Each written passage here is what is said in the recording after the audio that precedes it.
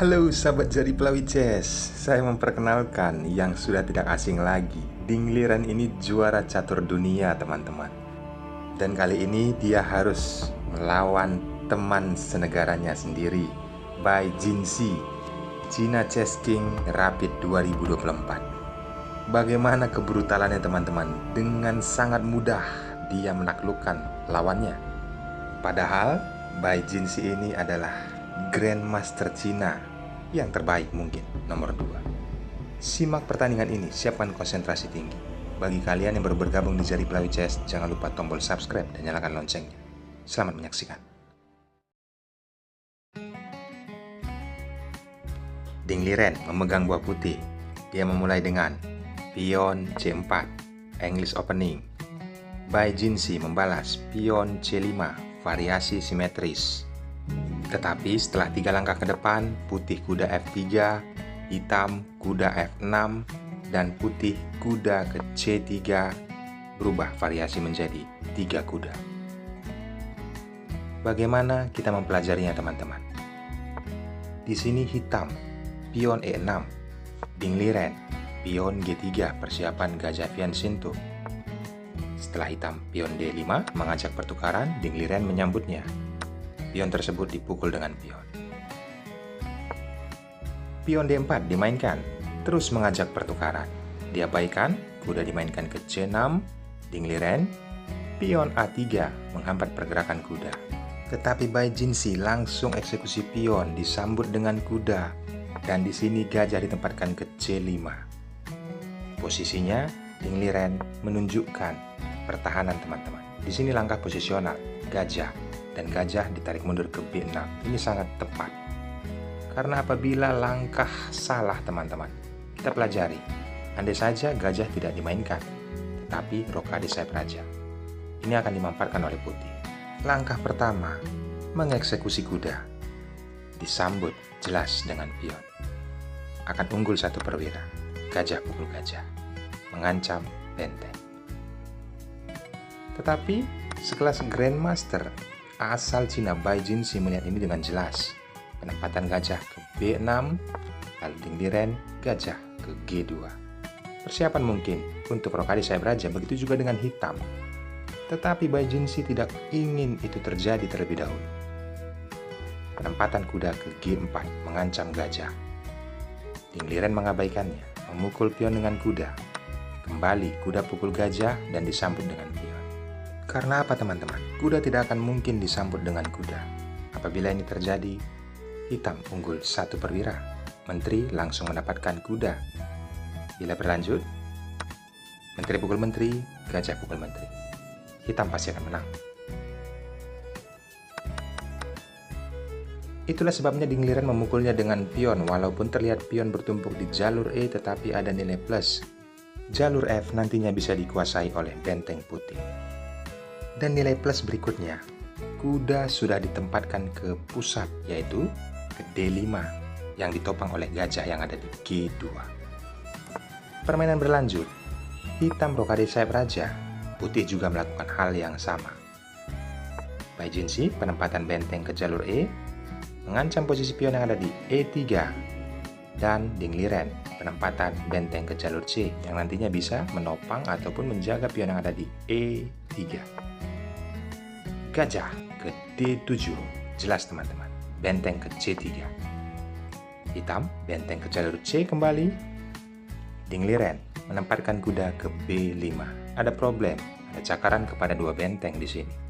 Antisipasi yang dilakukan oleh Bai Jinsi langsung menempatkan kuda ke E5, membiarkan terbuka benteng hitam dan benteng putih.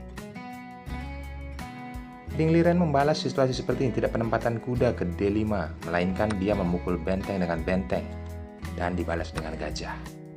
Barulah dia menarik mundur kudanya ke C3.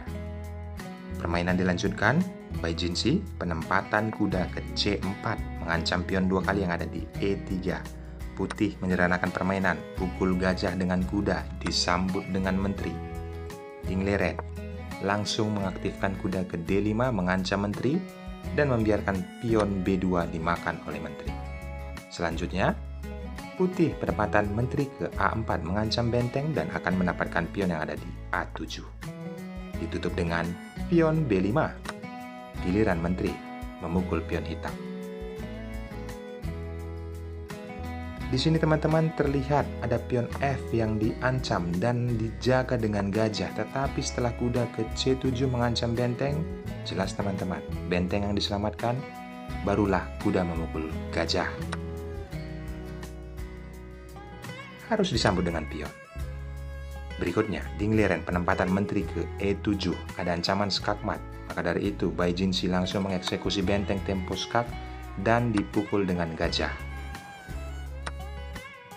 Hitam mengajak pertukaran menteri sekaligus mengambil pion putih karena ada pion B yang akan promosi. Ini ajakan pertama dan jelas ditolak oleh dingliren mengambil tempo skak. Raja bergeser ke F8, kembali skak di F5. Raja naik ke E7, skak kembali di G5. Di sini raja ke F8. Dingliren mengaktifkan rajanya untuk membantu serangan sekaligus menghindari skak nanti dari menteri hitam di A1, sekaligus juga bisa untuk gajah petak terangnya berada di H3. Yang kedua, menteri hitam mengajak pertukaran. 2 kali juga teman-teman. Ditolak oleh dingliren karena ada pion bebas yang dimiliki oleh hitam di jalur B. Penempatan menteri ke F4 tempo skak dan ditutup oleh menteri. Di sini dingliren mengikhlaskan menterinya bertukar. Karena apa? Apabila itu dipukul, pionnya akan tersusun rapi. Tapi sayangnya, Bai Jinsi tidak mengiyakannya dengan posisi seperti ini. Ada langkah mungkin yang bisa diambilnya, raja ke E7, tetapi dia mengambil langkah pion B4, berharap bisa promosi. Dingliren penempatan gajah ke D5 mengancam kuda. Kuda kembali mengancam gajah. Penempatan gajah membendung pergerakan pion untuk promosi. Hitam memainkan raja ke E7, putih raja ke G2. Setelah menteri ditempatkan ke C3, jelas mengancam gajah. Gajah ditarik ke G8, kembali mengancam pion. Mudah saja, pion dimainkan ke H6. Dingliren tempo skak ke E4, raja ke D6. Kembali skak di E6, raja ke C5.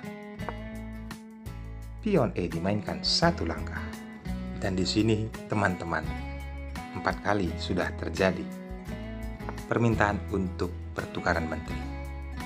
Lagi-lagi dingliren menolaknya. Penempatan menteri ke E8. Apa yang bisa dilakukan oleh Bai Jinsi dengan posisi seperti ini? Menempatkan raja ke D4. Berharap bisa nanti ke E3 dan membantu menteri untuk skak di F2. Tetapi, percaya tidak percaya teman-teman, ini langkah blunder. Ada langkah yang terbaik yang bisa diambil hitam. Kita berandai, menteri ke B2. Ini jalan yang dijalankan oleh dingliren di partai aslinya. Maka kita bandingkan dengan posisi tempo skak yang berulang, hitam memiliki peluang untuk remis. Tetapi apa teman-teman? Bai Jinsi tidak melakukan hal itu. Posisi seperti ini, penempatan raja ke D4 dan dimanfaatkan langsung oleh dingliren. Bagaimana langkahnya? Jelas teman-teman, penempatan menteri ke B5 mengancam pion dan mengancam kuda. Bai Jinsi membackup duanya. Menteri ke D6. Berikutnya dingliren, pion E5 mengancam menteri. Apa yang bisa dilakukan dengan posisi seperti ini? Hanyalah bisa menteri ke C7 teman-teman. Karena apa? Mungkin kalian berpikir, kenapa tidak menteri ke C5 mengajak pertukaran menteri yang kelima kali? Tidak bisa teman-teman, ada pion E3 mengancam raja. Raja harus menjauh ataupun memakan pion. Menteri mati konyol. Itulah sebabnya Bai Jinsi masih mencoba menempatkan menteri ke C7. Balasan dingliren dengan kondisi seperti ini langsung memukul pion tempo skak dan raja ke E3. Kenapa tidak pukul pion? Mungkin ada yang berpikir skakmat di F4. Luar biasa teman-teman. Alasannya tepat, kenapa ke E3? Karena sudah dijelaskan tidak bisa pukul pion. Langkah berikutnya, putih pion E6. Kuda mengancam menteri sekaligus menjaga kotak E7 untuk promosi pion. Tetapi Ding Liren mempunyai langkah brilian, menteri ke B3, ancaman skak raja naik ke D4. Berikut ini satu langkah ke depan yang dilakukan oleh Ding Liren merubah semuanya. Kalian bisa pause videonya, pikirkan. Bagaimana teman-teman? Apakah kalian berpikir yang dilakukan oleh Ding Liren? Mengorbankan menterinya, memukul kuda, tempo skak harus dimakan dengan raja. Karena apa teman-teman? Jelas, open skak sekaligus pion akan berubah menjadi monster.